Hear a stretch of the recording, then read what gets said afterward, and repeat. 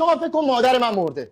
آخ آخ. آره بیا به من خبر فوت مادر منو بده. چشم آقا. فقط یه سوال دارم. من خیلی مسلط نیستم رو مادرتون. یه آشنایی بدی که اگر من خواستم بگم یه موقع هفته مثلا شما سوال میپرسی نگی من دروغ میگم. متوجهم. بله. ببین مادر من یه مثلا زن 47 ساله است. بله بله. موی بلون، چش آبی، کمر باریک، قد بلند.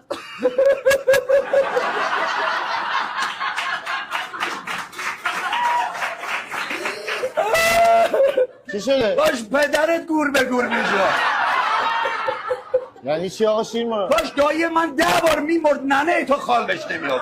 آقا مثاله. آقا این عجب دافیه. آقا خجالت بکش. نه من جسارا نه. روی من داری به ننه من میگی داف؟ نه میگم نه اون داف نه منظور کرم دافی میزنه مادرت. فکر کنم استفاده آقا بکنه. نرم میکنه پدست. صدا؟ سلام آقای مالکی. سلام. با گوشی دارید برمیرید؟ بله بله.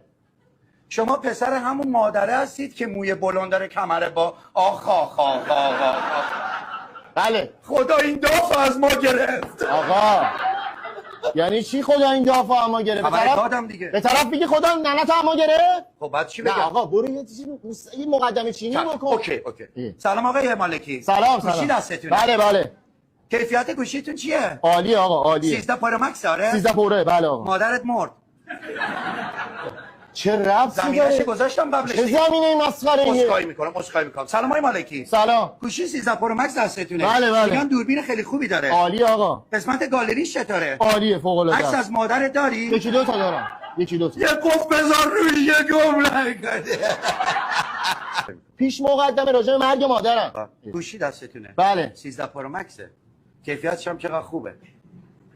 آقای مالکی. بله. آقای مالکی عکس داری تو گالری از مادرتون؟ بله دو تا براتون نگه داره. سلامت. پدرتون کجان؟ سر کار دیگه. مادرتون 10 دقیقه دیگه میاد. بمون تا بیاد.